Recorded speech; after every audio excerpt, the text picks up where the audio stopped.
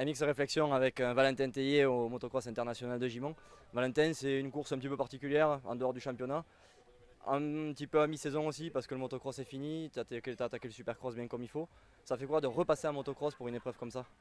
Bah écoutez, moi c'est vrai que depuis qu'on a arrêté le championnat de France motocross, j'ai continué à rouler en motocross quand même, puisque déjà c'est une discipline que j'aime bien. Même si je me fais plaisir en supercross, voilà, j'aime bien faire quelques entraînements en motocross.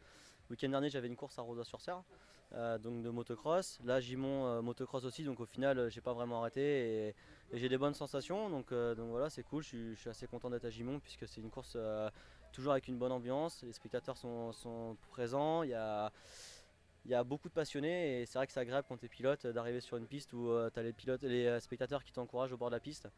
Et puis bah, j'ai gagné en 2014, donc voilà, je reviens ici avec l'envie de regagner pour cette année.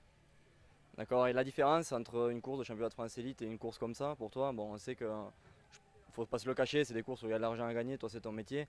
C'est pour ça que tu viens, mais je suppose qu'il y a un petit peu de plaisir aussi. Bah ouais, moi clairement, surtout encore plus avec le team aujourd'hui, je roule pas pour l'argent, hein, je roule surtout pour me faire plaisir parce que c'est un sport que j'aime, c'est ma passion avant tout, avant d'être mon métier. Maintenant oui, il faut gagner sa vie, donc voilà. Voilà, c'est vrai que si on gagne une course comme Gimont, financièrement c'est intéressant. Mais bon, je trouve ça aussi normal, puisque bah, c'est quand même un sport à risque et c'est un sport qui est regardé, qui est aimé. C'est d'ailleurs pour ça que les spectateurs viennent ce soir à Gimont. C'est pour nous regarder rouler, donc voilà, c'est sûr que maintenant il ne faut pas se le cacher, gagner sa vie en motocross c'est de plus en plus dur. Mais bon, voilà, c'est quand même intéressant, faut le dire. La préparation des motos, en ce moment tu as des motos de supercross, motos de motocross, c'est quoi la plus grosse différence entre les deux motos? La plus grosse différence, c'est surtout les suspensions. Après, moi, le moteur, c'est le même. On joue sur la transmission, par contre. Donc voilà, qui est avec une couronne plus grosse en supercross pour avoir plus de reprises. Et puis suspension plus dure en supercross pour mieux absorber les chocs. Et on règle surtout la moto de supercross dans les hoops, puisque bon, bah, c'est trois quarts du travail en supercross, hein, les hoops. Donc voilà, la moto, pour ma part, la moto est assez ferme. Maintenant, j'ai un très bon préparateur à HRS Suspension qui est Jérôme Emery, qui est un ancien pilote de motocross et un très bon pilote de supercross, donc qui connaît la suspension. Je suis d'ailleurs allé pardon, il y a d'une semaine.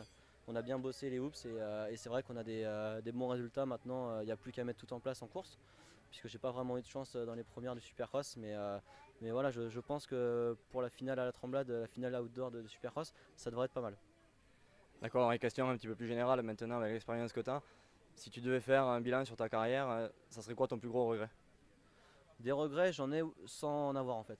C'est vrai que mon plus gros regret, c'est que j'ai eu l'opportunité d'être dans des très bons teams comme Suzuki Usine ou même Bonne Racing, comme Jackie Martens aussi. Tous mes teams ont été des très bons teams.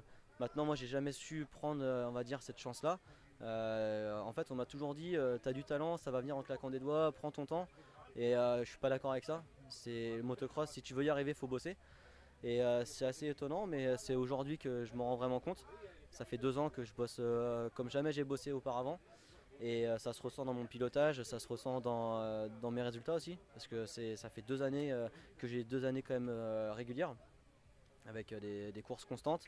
Et voilà, avec le team aujourd'hui, c'est pareil, on pensait que ça allait être compliqué, gérer un team et les résultats sportifs. Mais en fait, avec mon associé, on gère très bien le truc et au contraire, cette année, j'ai jamais été autant épanoui que l'année 2017 en ayant monté mon team avec Mickaël. Et puis en termes de résultats, ça a été ma meilleure saison d'élite, puisque sans ces deux casses mécaniques, je pense qu'on aurait été champion de France. Et je pense que c'est une belle consécration pour cette première année. Merci Valentin et surtout n'hésitez pas à aimer cette vidéo si ça vous a plu et vous abonner à la chaîne Facebook, à la chaîne YouTube pardon, MX Réflexion. Merci.